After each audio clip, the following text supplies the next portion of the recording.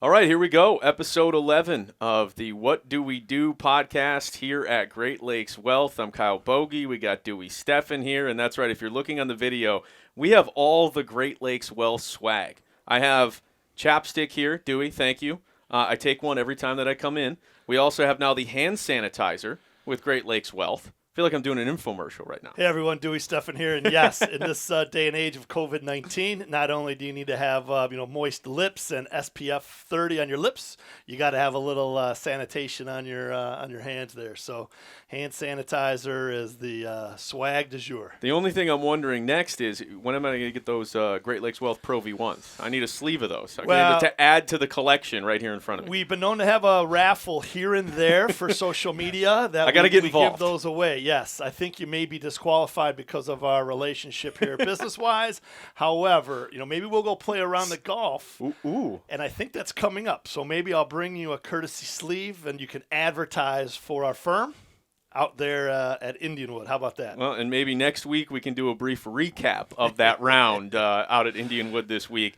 Got a lot to do on this week's episode, including a look at the market that is really starting to rebound. Last week, certainly a very good week that continued to open up this week as well. So we'll dive into what we saw there. And Dewey, I believe I have a fact. And you can correct me whether I'm wrong or not. I think I'm coming to the table with some info today, okay? So we'll get to that when we're talking about the market. Do you have any initial thoughts on that before we get to it? Oh, I'm just curious. Now I'm like a kid on Christmas Eve just now. Saying. I'm excited to find 10 out what episodes it is. in, and I feel like I'm a financial expert now. No, that's I'm kidding, great. I'm not. Yeah, for sure.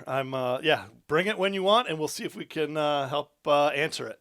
Michigan company as well, a monster company, really. Quicken Loans, officially IPO. They are offering it now. It's out there on the market. We'll dive into what that looks like and what exactly an initial public offering is. Do you like that I knew what IPO was, what it stood for?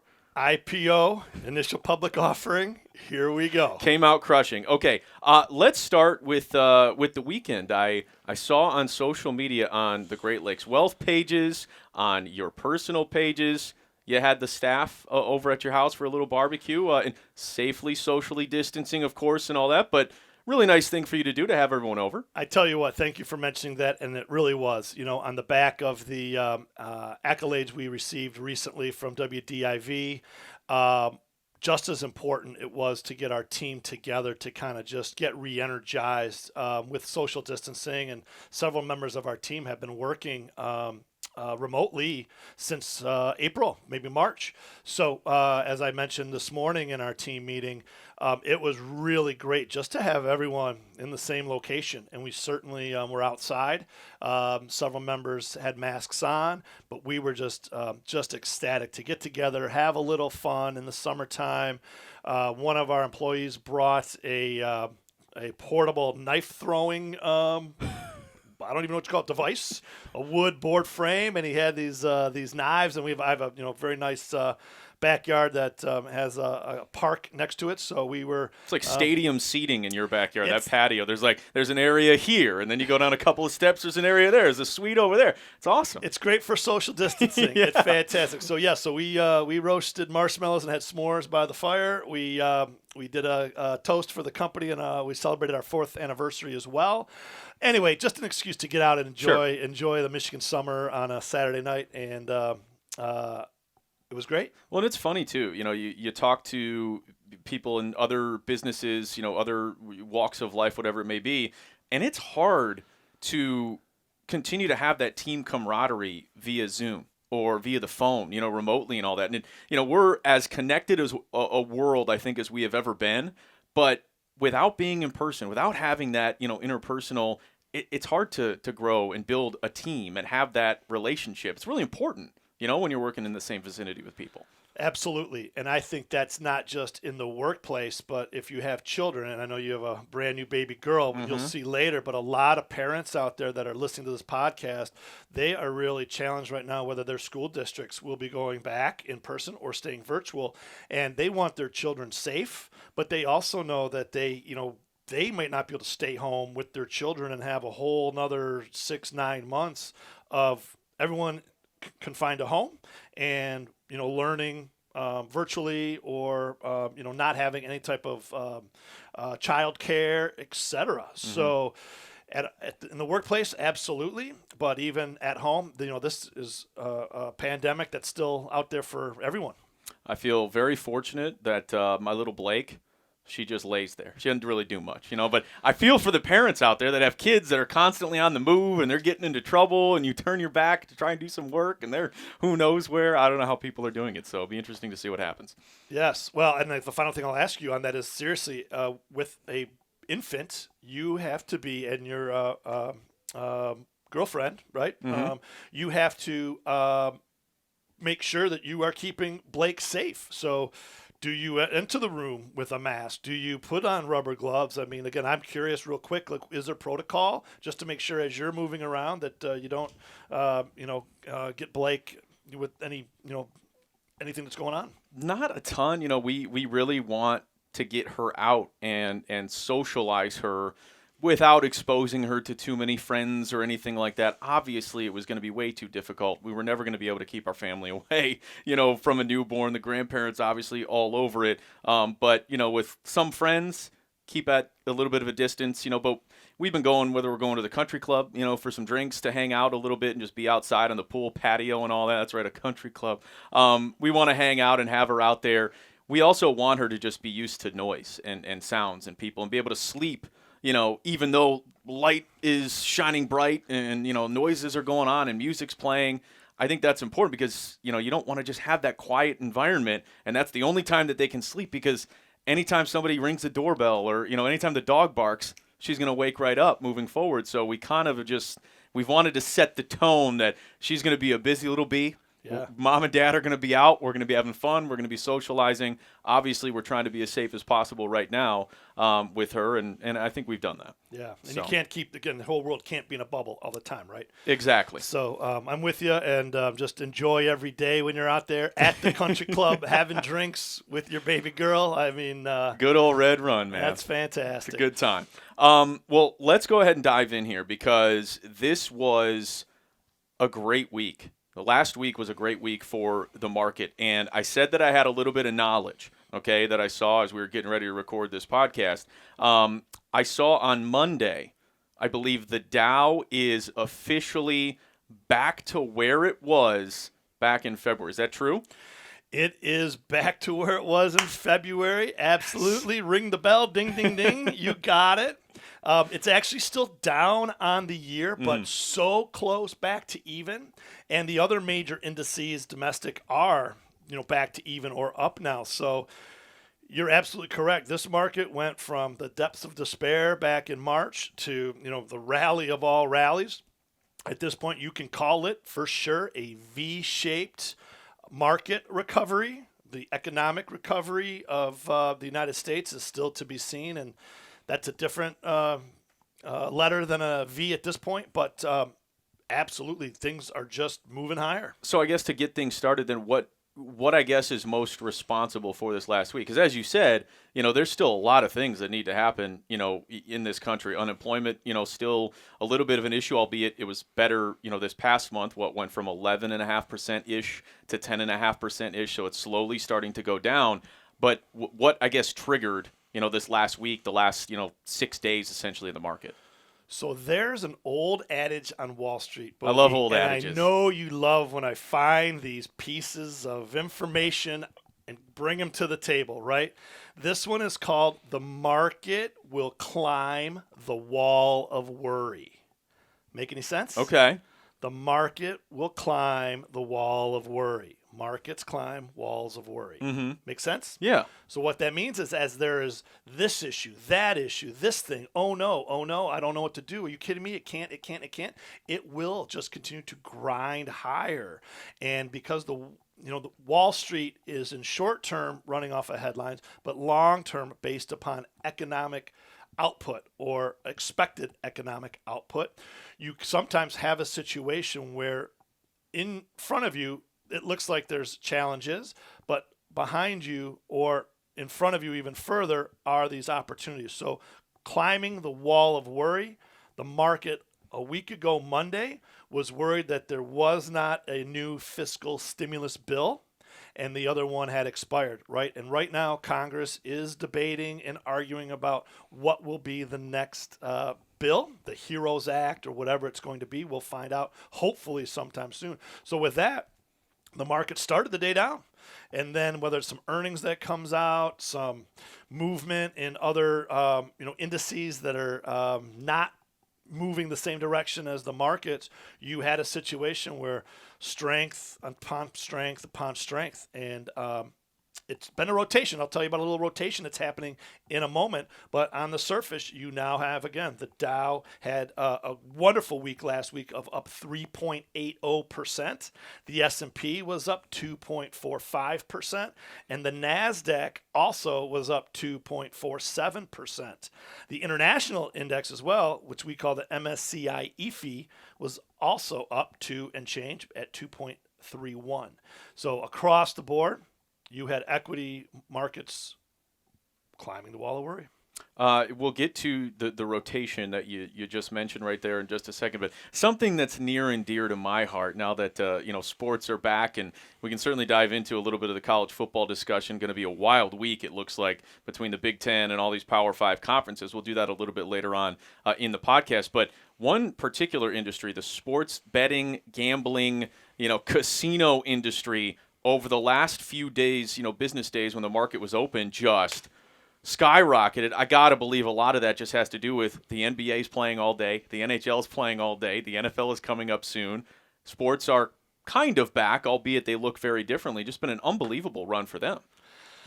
Yes, but as you say that, if you checked the same news today that you found out about the Dow and where it is, you would have seen that DraftKings, one of those companies, was down substantially on the So news. It just depends on which one you're looking at. Because as you're going to talk about, there may be a delay, at least until spring for college, or even the pro sports may have, again, some situational,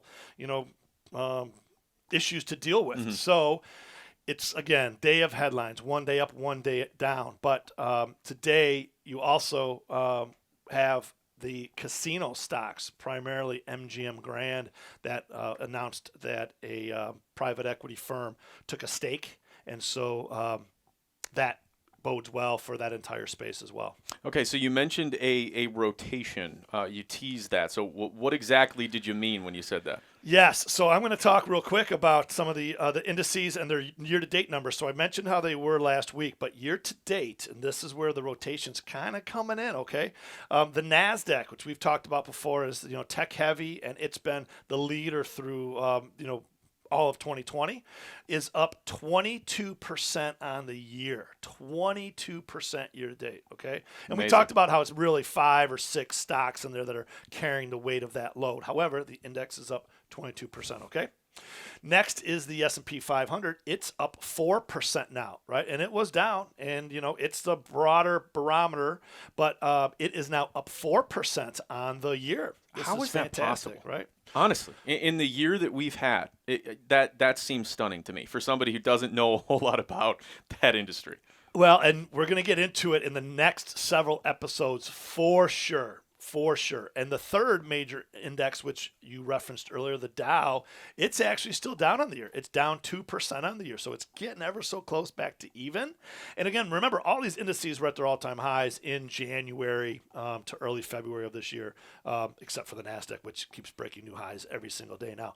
But all that to say, up 22% for the NASDAQ, down 2% for the Dow. Okay, now if you were a shorter term investor or someone who goes with that other adage we've talked about, bird in the hand versus two in the bush, you might want to think about selling some of your tech stocks and buying some of those deep cyclical industrial names that might be in the Dow, right? So if something's up 22%, something else is still down 2%, maybe you sell a little to buy a little bit, and you might do this based upon valuations. Hey, I want to buy low, right? Others may say, no, we stick with growth, and we talked about that in one of the prior episodes. Mm-hmm. So there are people that are telling you, stick with the NASDAQ. Why would you waste your time with the Dow? Others that we actually see in the last few days, Friday, the Dow and the S&P were up. The NASDAQ was down. Monday, the S&P and the Dow were up. The NASDAQ was down. So whether it's just 2 days or not, we are absolutely seeing rotation out of some of those high flyer techs into more of the S&P and really the Dow type of stocks. Hey guys, it's Bogey. I want to take a second to talk to you about Dewey Steffen and his excellent team at Great Lakes Wealth. Look, do you feel overwhelmed with managing your assets in today's financial world? How could you not? I mean, think about the times we're in here in 2020. Do you want financial freedom? Great Lakes Wealth offers Wall Street solutions with Main Street values. They sit down with you to develop custom financial solutions utilizing all of your assets, even your 401k. We build the future you want based on your goals and your dreams. That's what Great Lakes Wealth is all about. Thinking about you, thinking about your family, and thinking about your future. Simply go to greatlakeswealth.us to schedule an appointment today. They offer better investments, better service, and a fee-back guarantee. That's right, a fee-back guarantee. Okay, a fee-back guarantee. I'll say it one more time for you if you didn't hear it. Your road to financial freedom starts at greatlakeswealth.us. Please visit greatlakeswealth.us or simply give Great Lakes Wealth a call today. Are you seeing a little bit more of that right now? The selling, that I guess if the NASDAQ is so far up, selling a little bit and essentially, quote unquote, taking some of your profits, to allocate that money elsewhere and try to make more money by investing into different places. Is that essentially what you're saying? So that's essentially what I'm saying. And it doesn't mean that we're recommending that. It doesn't mean that we're not recommending that. We're just telling you what we're seeing. Mm-hmm. And you could understand why some would do that, but we can also definitely understand why a lot of these tech stocks are up, on average 22% per year, or, the index is anyway, and why there's more to go. So it all depends on your approach to investing. And we've said again in a prior podcast, there are all types of strategies, thousands of investment strategies. You need to find yours or the ones that you're going to use, and you just need to stick to the disciplined approach, whatever that is. But you are seeing this rotation, like I said, at least the last few days. Anything else, or any industries in particular that caught your eye over the last week that really were one of the reasons, perhaps, that things just kind of jumped up? Kyle, I don't know if you're throwing me a softball, a meatball. I don't know if you just know that I love all things gold, baby. And gold is above $2,000 an ounce. Gold is up like 34% on the year. That's gold bullion, right? We talked about bullion in a prior episode. So we see gold is shining bright. Silver, actually, as a secondary precious metal, is also moving higher in the last week. So that is actually a positive and a negative. So if you take gold, so the answer to your question is yes, gold for sure. Sure. The other one is the 10-year Treasury note. So we talked about with income investing on a prior episode, right, about income investing. We talked about 10-year government bonds, or known as notes, 10-year government notes, that they were at one point not too long ago 2% a year. You get 2% a year on your money with the government 10-year note, right? Well, guess what? Now it's down to you put your money in a 10-year guaranteed note or bond, if you want to call it that, from the government. You'll get a whopping 0.56% per year guaranteed on your money. Guaranteed. You don't got to worry about a thing there, Bogey.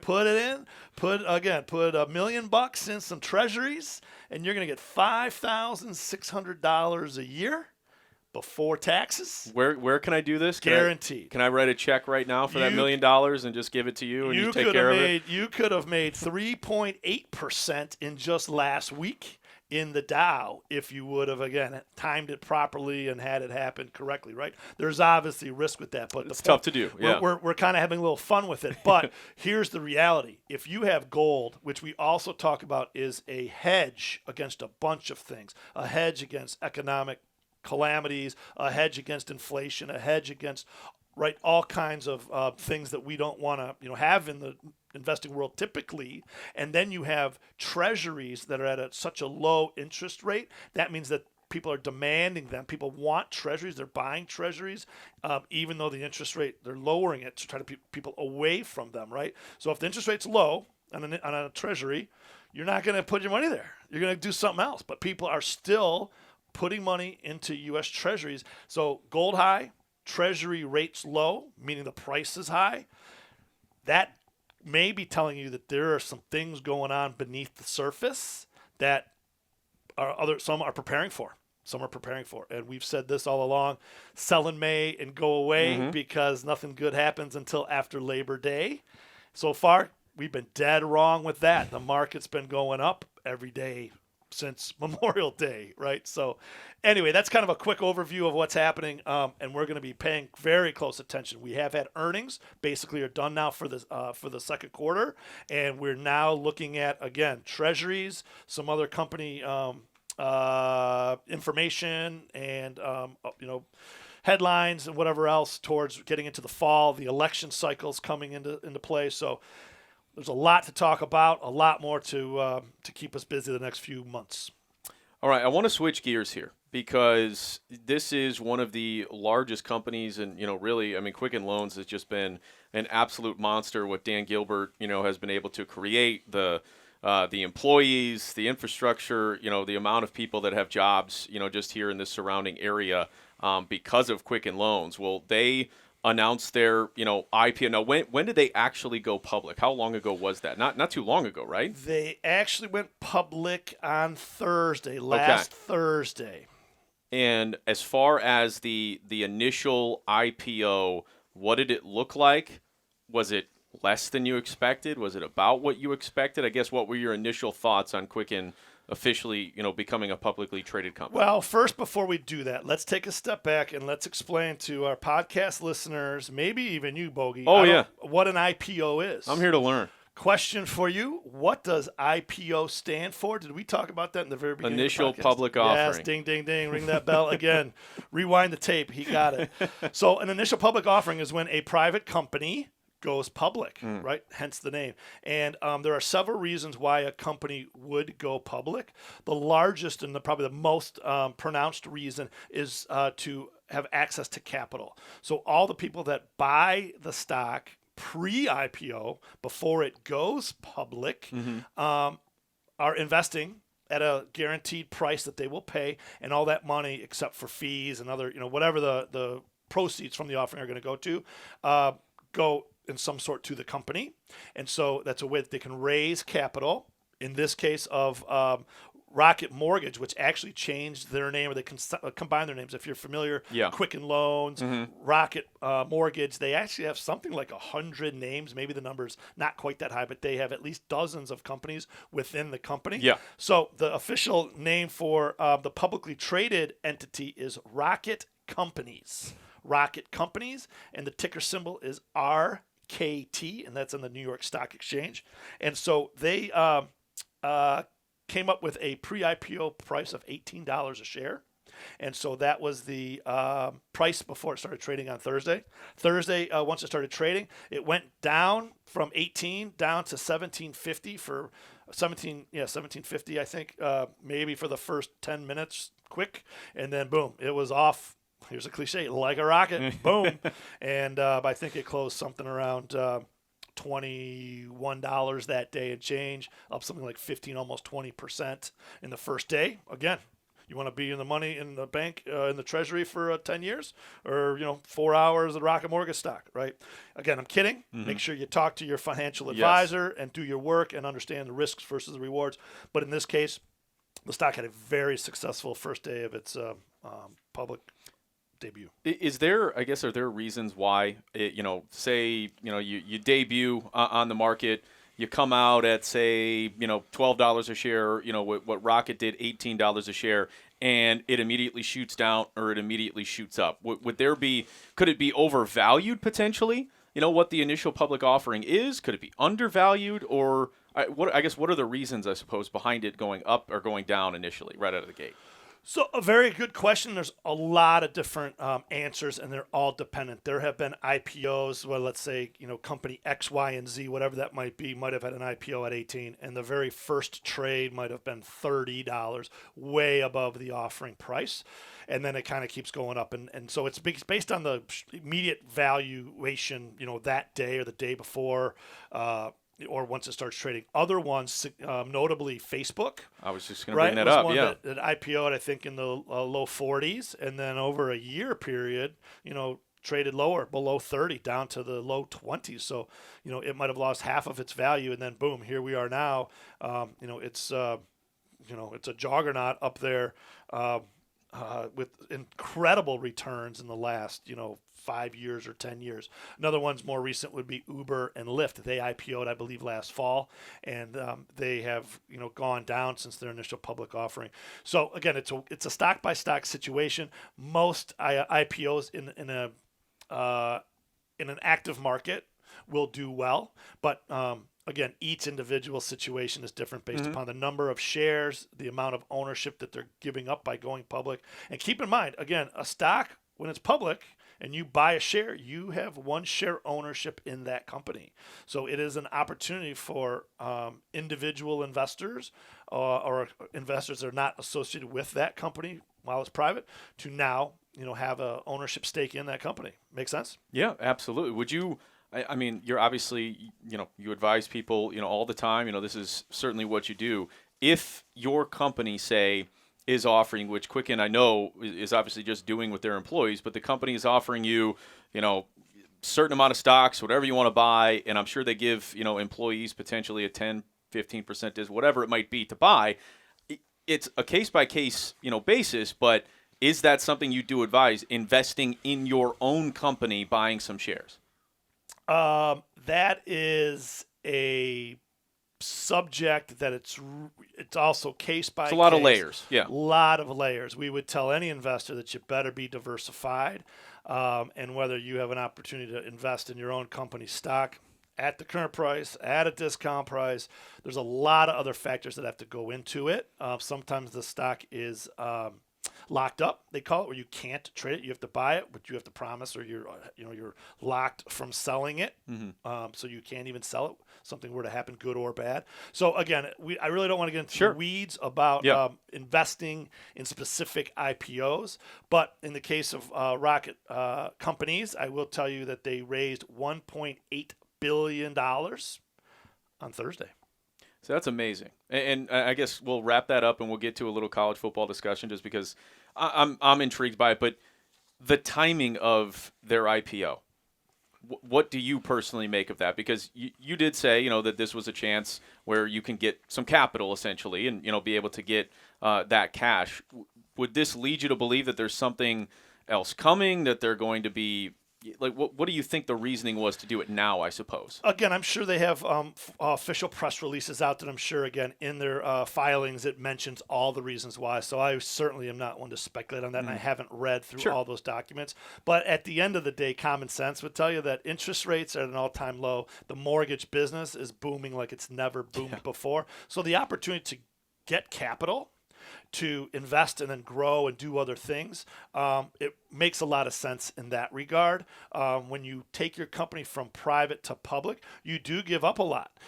You have to now have quarterly stated earnings, and you're responsible now as a public company under the microscope of all the regulatory agencies, including the SEC, et cetera. So they didn't do it for just some random reason of, hey, we're all bored, nothing else to do, why don't we just go IPO?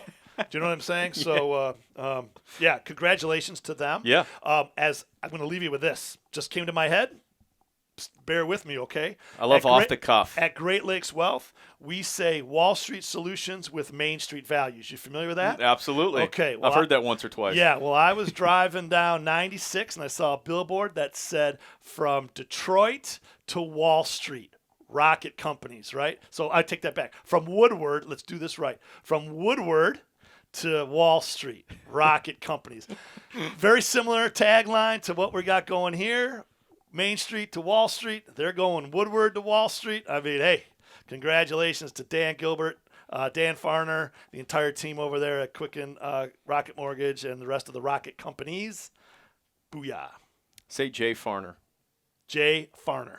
Bam. You said Dan Farner. So Okay. we'll get that right. Jay Farner. Just so that can be replaced. All right. Absolutely. All right, so let's go ahead and shift gears here. And again, if you want more information, you want to simply learn a little bit more about, what Great Lakes Wealth does, you can certainly check out the website. There is a vast amount of information and reading for you on there, greatlakeswealth.us. So obviously it's going to be a volatile fall as it pertains to the market. It's an election year.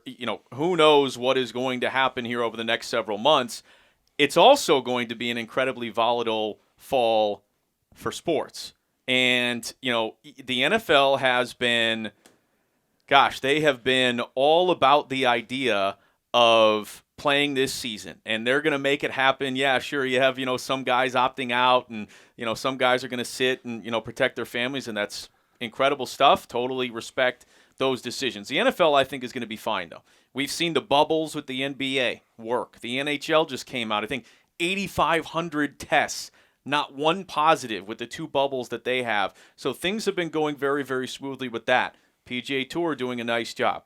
The one area that I have been concerned with from the beginning was college football, because you're not talking about paid professionals. You're talking about student athletes, unpaid individuals that need to be protected on these campuses, because let's be honest, they go on campus. Universities can do whatever, necessary to try and prevent anything from happening, prevent an outbreak, all of that. But it does leave them open to lawsuits if a student gets sick, if a student, heaven forbid, ends up dying. There could be lawsuits up the yin-yang for millions and millions, and we know these institutions have that. We've seen that over the years. So I always wondered how they could possibly make it happen. Selfishly, I want to see it. You want to see it. So I'm going to give you the old crystal ball. Okay. I'm going to tell you that I got a little piece of news hot off the presses that I need you to confirm. I like this. Okay. Last week and the week before, we were talking about college football and that it would be back, and it was just the Big Ten playing the Big Ten, and Notre Dame had to join a conference so they would have no games with anybody, right? And we were kind of kidding around. But to that question, I heard that today. Please confirm that the Big Ten had a vote, and it was 12-2 in regards to something. Can you fill me in? So the Free Press reported that essentially Big Ten schools turned down having a season on a 12-2 vote. Okay, so reportedly there were 2 schools that said, no, we need to play, we want to play, we don't support this. Reportedly 12 schools said, we're not having a season, that's where we stand. Not long after that, another report essentially came out saying nothing had been voted on, nothing had been decided, that's not happening. And I found it fascinating that basically all day, on Monday, you had Jim Harbaugh come out and release a lengthy statement, not necessarily pushing for, the season to happen because he just wants to play and all that, and he's not paying attention, but pushing for it because Michigan has gone to great lengths to protect the student athletes. They've had a very limited amount of positive tests, and making the case that inside the football facility and around, they are being safe, essentially, as safe as can possibly be. Whereas if they don't have a season, these student athletes are going to just be among the student population, and they're going to be attending classes, and they're going to be going to parties, and they're going to be crammed into dorms. So is it safer for these players to do that, or is it safer for them to essentially be in a quote unquote bubble inside the football facility and playing on Saturdays this fall? That's a question, I guess, for people that may have other answers, but the Michigan football program, very much out there about wanting to play. Ohio State, very much out there wanting to play. And, you saw several prominent college football players come out late Sunday night, hashtag we want to play. Trevor Lawrence, the quarterback from Clemson, kind of being one of those, leaders, I suppose, wanting college football to be played. I don't know what's going to happen. I'm not optimistic about it. The Big Ten clearly, I think, wants to pull the plug. Pac-12 wants to pull the plug. But the SEC has come out, and the commissioner of the SEC, Greg Sankey, he essentially said, hey, we're going to continue to monitor it. No reason to make a decision right now. The SEC, I think, definitely wants to go out there and play. So you're getting, much like we've seen in a lot of different areas, different regions of the country, and in hot spots, maybe they don't want to play, or maybe they do want to play. In areas, say, in Michigan, where it's been a little bit, we've been very cautious and safe. They maybe don't want it. There's a lot of different factors that are at play, and I think it ultimately leads to football season not happening, but I want to see it happen. Bogey, is there a situation where the Big Ten can say, we're going to push it back and we'll play spring, but the SEC can say, nah, we're going to play this fall? Can they all just, each conference, do their own thing? They can try. I don't. And this speaks to the ineptitude of the NCAA. There needs to be a governing body that actually wants to get involved and make big boy decisions, but the NCAA doesn't want to do that. I digress. The SEC, of course, will want to do that, but is it really a college football season if it's just the SEC and the ACC and the Big 12? No. That's a lame a lame college football season. So I hope the Power 5 conferences can come to an agreement on what they'll do and how they'll, go about making this entire thing happen. But it's just a bizarre set of circumstances, in all honesty.